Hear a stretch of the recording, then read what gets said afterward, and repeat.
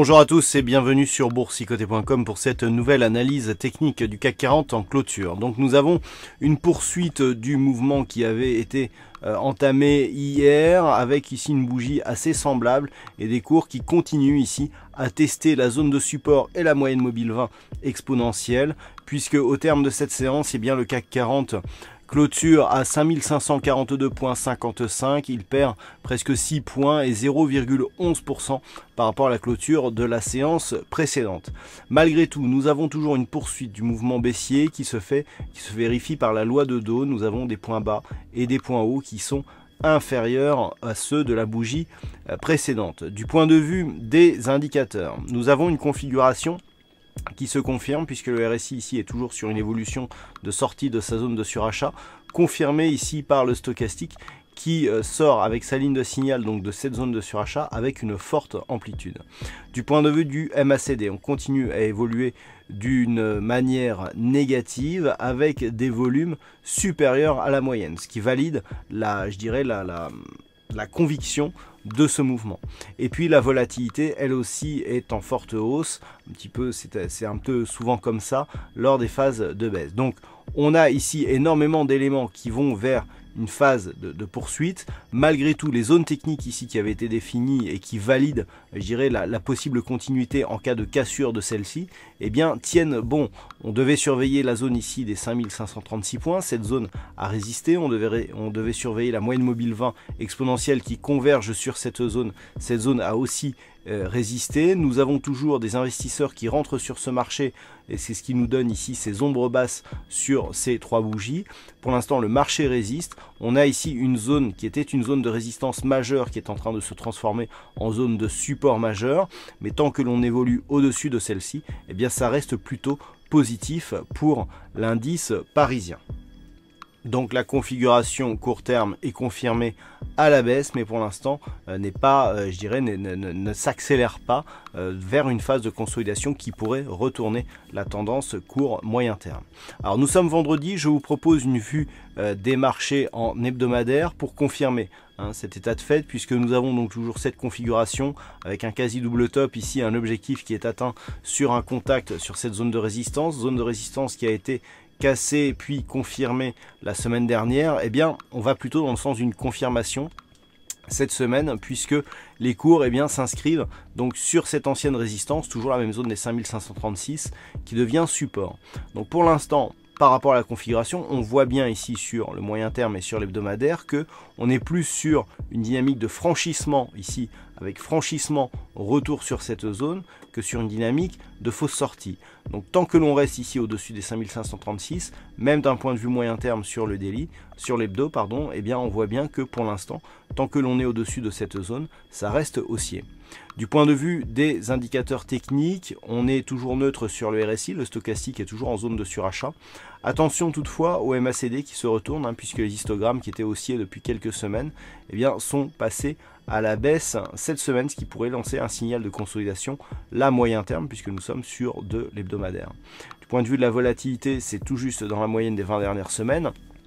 Alors, si on synthétise tous ces éléments, on a là aussi pour l'instant une confirmation, mais un petit peu comme sur la vue daily, on sent bien que si cette zone ici des 5536 points était cassée à la baisse, eh bien on pourra avoir un signal de fausse sortie de cette zone de range, et si les cours réintègrent donc celui-ci, eh bien on neutralisera la dynamique moyen terme. Toutefois, même si on réintégrait, on a toujours ici une succession de points bas et donc de points hauts par rapport à cette dynamique qui est plutôt haussière, même si la dynamique est faible. Mais on voit ici que la succession se fait plutôt vers une continuité haussière. Donc pour l'instant, on est au-dessus des 5536 points, ça reste dynamique, mais même si on réintégrait, il faudrait vraiment casser ici ce niveau des 5050 points pour retourner le mouvement d'un point de vue moyen terme. Donc pour l'instant, au pire, on assistera à une neutralisation moyen terme si les cours repassent sous la zone des 5536 points.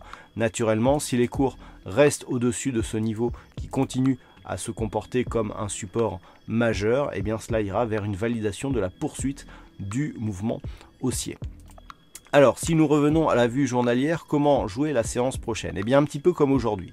Tant que les cours restent ici au-dessus des 5536 et dans la lignée donc de l'analyse moyen terme, on reste ici sur une perspective plutôt haussière, mais qu'il faudra confirmer par une cassure de cette zone des 5660 points. Par contre, en cas de rupture ici, cette zone des 5536 points, on voit bien qu'il y aurait donc rupture de cette zone horizontale qui était précédemment résistance. On voit bien que l'on aurait rupture de la moyenne mobile 20 exponentielle qui, après un contact ici sur la bande de Bollinger supérieure, nous donne un bon point d'entrée ici pour jouer la continuité de la hausse. Donc ces deux signaux simultanés sur le même niveau nous donneraient une probabilité de retournement court terme. Lorsque l'on mesure, je dirais, la dynamique d'un point de vue daily, et notamment si on trace les retracements de Fibonacci sur l'amplitude directe, on voit que la zone ici est 5536 est juste au-dessus du premier retracement, 23,6%.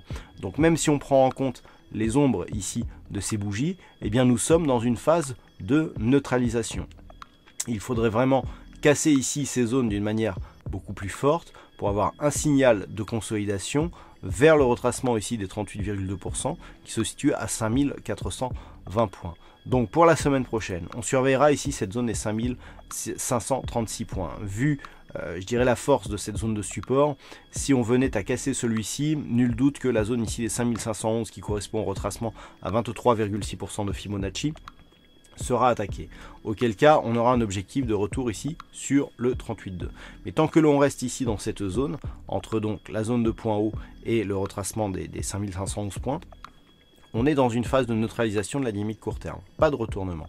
Par contre, en cas de retour ici et de poursuite au-delà des 5660 points, eh bien, on validera la poursuite du mouvement haussier après une petite phase de consolidation qui assainira un petit peu le marché et qui pourra même redonner de la dynamique au mouvement. Voilà donc ce que l'on peut dire sur cette analyse technique du CAC 40 en clôture pour ce soir. D'un point de vue statistique, on a des probabilités, vu qu'on a quasiment la même bougie que la veille dans une configuration quasiment équivalente, on a des probabilités assez semblables, à savoir plutôt une hausse à partir du niveau d'ouverture. Alors ça n'a pas marché pour aujourd'hui, puisqu'on était plutôt sur une probabilité haussière à partir du niveau d'ouverture pour aujourd'hui, mais ce ne sont que des statistiques. Donc on a environ 60%